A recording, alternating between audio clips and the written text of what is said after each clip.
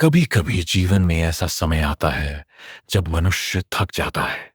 वह बाहर से मजबूत दिखता है, लेकिन भीतर से टूट चुका होता है। वह हर दिन उठता है, प्रयास करता है, विश्वास बनाए रखता है, लेकिन परिणाम नहीं बदलते। उसे लगता है कि शायद ईश्वर उसे सुन ही नहीं रहे। शायद प्रार्थनाएं दीवारों से टकराकर लौट आती हैं। शायद भाग्य ने उसका साथ छोड़ दिया है। लेकिन यहीं पर एक गहरा आध्यात्मिक सत्य छिपा है। आचार्य ज्ञान प्रकाश ने कहा है, ईश्वर कभी मौन नहीं होते, वे केवल हमें मजबूत बना रहे होते हैं। जीवन की कठिनाइयां दंड नहीं होती, वे आत्मा की परीक्षा होती हैं, और हर परीक्षा का एक अंतिम चरण होता है। सवाल यह है, जब ईश्वर आपकी परीक्षा समाप्त कर रहे होते हैं, तब कौन से संकेत दिखाई देते हैं? आज हम उन्हीं दो संकेतों को समझेंगे। ध्यान से सुनिए, क्योंकि संभव है कि आप अभी उसी अंतिम मोड़ पर खड़े हों। पहले यह समझना आवश्यक है कि ईश्वर की परीक्षा कैसी होती है। यह वैसी परीक्षा नहीं होती जैसे स्कूल या कॉलेज की। यहाँ प्रश्न पत्र बाहर से नहीं आता, परिस्थितियों के रूप में आता है। कभी आर्थिक संकट, कभी रिश्तों का टूटना, कभी विश्वासघात, कभी अकेलापन, कभी असफलता। एक ही समय में कई दिशाओं से दबाव आने लगता है। इंसान पूछता है, क्यों मैं? लेकिन आध्यात्मिक दृष्टि से यह प्रश्न बदल जाता है, मुझ में क्या विकसित किया जा रहा है? क्योंकि हर परीक्षा का उद्देश्य हमें गिराना नहीं, उठाना होता है। परीक्षा हमें दिखाती है कि हमारी आस्था कितनी गहरी है, हमारा धैर्य कितना स्थिर है, और हमारा विश्वास परिस्थितियों से बड़ा है या नहीं। जब परीक्षा लंबी हो जाती है, तब मन थक जाता है। प्रार्थना में भी पहले जैसी भावना नहीं रहती, आंसू भी सूख जाते हैं। लेकिन यहीं से पहला संकेत शुरू होता है। पहला संकेत बाहर नहीं, भीतर आता है। अचानक आप नोटिस करते हैं कि आप पहले जैसे प्रतिक्रिया नहीं कर रहे। वही परिस्थिति है, वही लोग हैं, वही चुनौतियां हैं, लेकिन आपका मन उतना उत्तेजित नहीं हो रहा। आप टूटने के बजाय शांत रहने लगे हैं। पहले जहां गुस्सा आता था, अब मौन आता है। पहले जहां शिकायत होती थी, अब स्वीकार आता है। यही पहला संकेत है, आपके भीतर धैर्य का जन्म। जब ईश्वर परीक्षा समाप्त करने वाले होते हैं, तो वे पहले आपकी प्रतिक्रिया बदलते हैं। क्योंकि जब तक प्रतिक्रिया बदलती नहीं, परिणाम बदलने का कोई अर्थ नहीं। अगर परिस्थितियां सुधर भी जाएं और भीतर का स्वभाव वही रहे, तो इंसान फिर उसी जाल में फंस जाएगा। इसलिए परीक्षा का अंतिम चरण भीतर की शांति से शुरू होता है। आप पाते हैं कि आप परिस्थिति से लड़ नहीं रहे, उसे समझ रहे हैं। आप शिकायत कम और चिंतन अधिक करने लगे हैं। यह कमजोरी नहीं, आंतरिक शक्ति है। यह संकेत है कि परीक्षा ने अपना काम कर दिया है। दूसरा परिवर्तन और भी गहरा होता है। आप अकेले रहकर भी बेचैन नहीं होते। पहले खाली समय डराता था, अब वही समय आपको मजबूत बनाता है। पहले दूसरों की मान्यता की आवश्यकता थी, अब आत्मस्वीकृति पर्याप्त लगती है।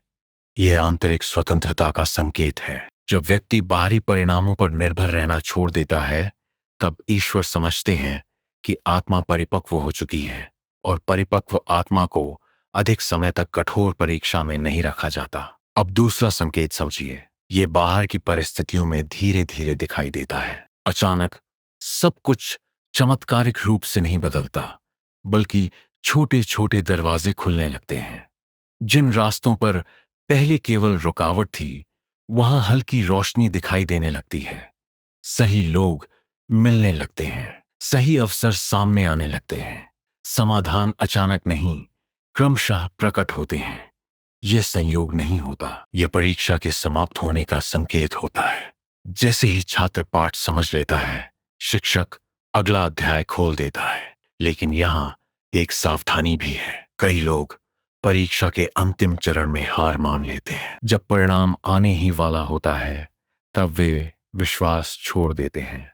आध्यात्मिक मार्ग में सबसे कठिन क्षण वही होता है जब बदलाव बस कुछ कदम दूर होता है। इसीलिए कहा गया है, जब सब कुछ सबसे अधिक अंधकारमय लगे, समझिए कि प्रकाश निकट है। क्योंकि भोर से ठीक पहले रात सबसे गहरी होती है। एक और सूक्ष्म संकेत है, आपका दृष्टिकोण बदल जाता है। आप अपनी पीड़ा को शत्रु नहीं, शिक्षक के रूप में देखने लगते हैं। आप समझते हैं कि इस संघर्ष ने आपको मजबूत बनाया है। जिन लोगों ने आपको छोड़ा, उन्होंने आपको आत्मनिर्भर बनाया। जिन असफलताओं ने आपको रोका, उन्होंने आपको दिशा दी। यह कृतज्ञता की भावना परीक्षा के अंत का संकेत है, क्योंकि जब शिकायत कृतज्ञता में बदल जाती है, तब आत्मा ने सीख पूरी करी होती है।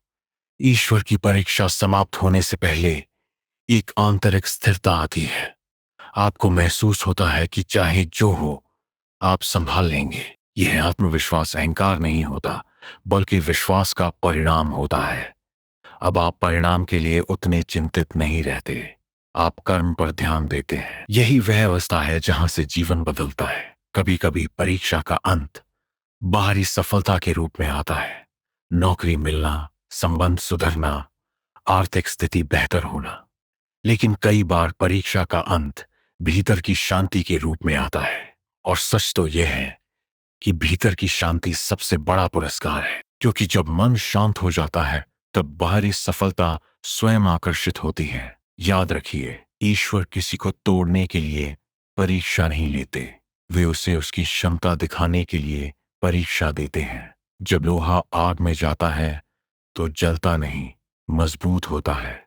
जब बीज मिट्टी के नीचे दबता है तो समाप्त नहीं होता, अंकुरित होता है। उसी प्रकार जब इंसान कठिन समय से गुजरता है तो वह समाप्त नहीं होता, विकसित होता है। अगर आज आप संघर्ष में हैं, तो संभव है कि आप उसी अंतिम चरण में हो सकता है आपका धैर्य बढ़ चुका हो सकता है आपकी प्रतिक्रियाएं बदल चुकी हो सकता है छोटे छोटे संकेत आपको दिखने लगे हों।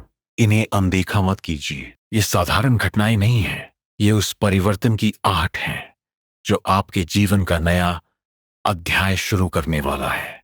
और अंत में एक गहरी बात, जब परीक्षा समाप्त होती है, तब व्यक्ति पहले जैसा नहीं रहता। वह अधिक शांत, अधिक जागरूक, अधिक विनम्र हो जाता है। वह समझ जाता है कि कठिनाइयां शत्रु नहीं थीं, वे सीढ़ियां थीं। और जो सीढ़ियां चढ़ना सीख गया, उसे ऊंचाई से डर नहीं लगता। अगर आप इस संदेश को यहां तक सुन पाए हैं, तो संभव है कि ये आपके लिए ही था। अपने भीतर झांकिए।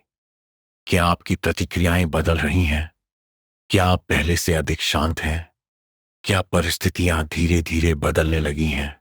अगर हां, तो विश्वास रखिए, आपकी परीक्षा समाप्ति की ओर है। विश्वास बनाए रखिए, धैर्य बनाए रखिए, क्योंकि जब ईश्वर परीक्षा समाप्त करते हैं, तो वे केवल समस्या नहीं हटाते, वे आपको एक नए स्तर पर पहुंचा देते हैं। और वही आपका वास्तविक पुरस्कार होता है। नमो नमः।